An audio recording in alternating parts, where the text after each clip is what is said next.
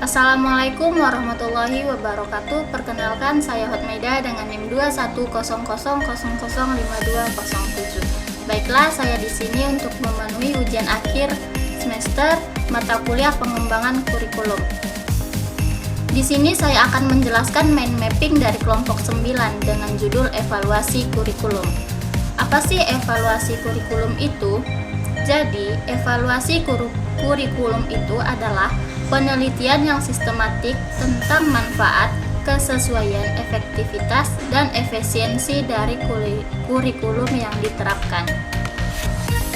Terdapat bagian-bagian dari evaluasi kurikulum, yaitu yang pertama ada peranan evaluasi kurikulum. Peranan evaluasi kurikulum mengembangkan peran penting baik dalam menentukan kebijaksanaan pendidikan pada umumnya maupun dalam pengambilan keputusan dalam kurikulum.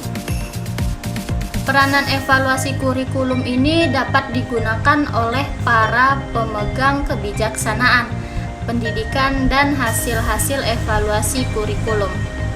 Juga dapat digunakan oleh guru-guru, kepala sekolah, dan para pendidik lainnya dalam memahami dan membantu perkembangan siswa. Peran evaluasi dalam pendidikan berkenan dengan 3 hal, yaitu konsep sebagai moral judgment. Konsep utama dalam evaluasi adalah masalah nilai, evaluasi dan penentuan keputusan, evaluasi dan konsensus nilai kesatuan. Penilaian dapat dicapai melalui suatu konsensus. Yang kedua ada aspek kurikulum yang dinilai terdapat 5 hal, yaitu 1. Tujuan umum. Tujuan umum berkaitan erat dengan nilai, tren, dan kekuatan masyarakat. Tujuan umum pendidikan seringkali ditentukan oleh pemerintah. Yang kedua ada perencanaan.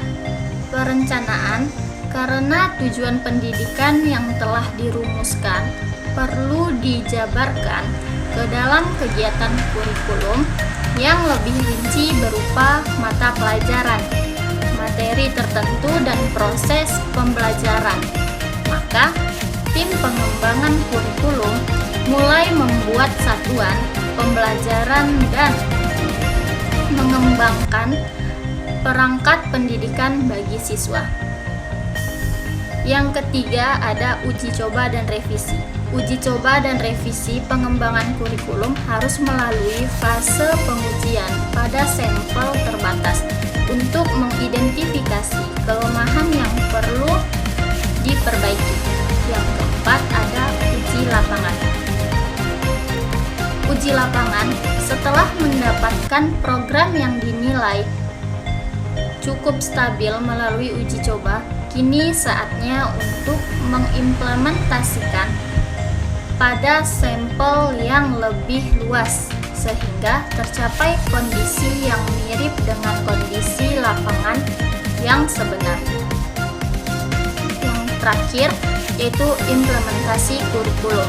Implementasi kurikulum, pengembangan kurikulum baru harus dibarengi dengan berbagai perubahan lainnya.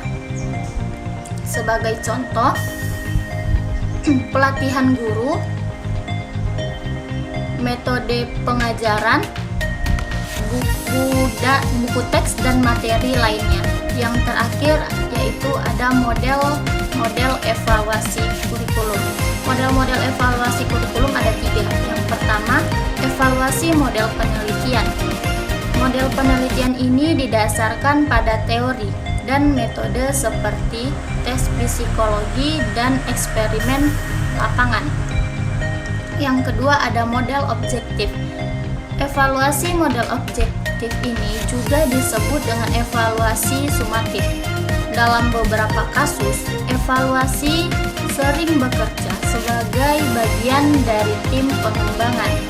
Informasi yang diperoleh dari hasil evaluasi digunakan untuk meningkatkan inovasi yang sering yang sedang berlangsung. Evaluasi ini sering disebut evaluasi formatif. Yang terakhir ada evaluasi model campuran multivarian. Strategi ini memungkinkan beberapa kurikulum untuk dibandingkan sambil mengukur keberhasilan setiap kurikulum terhadap kriteria khusus.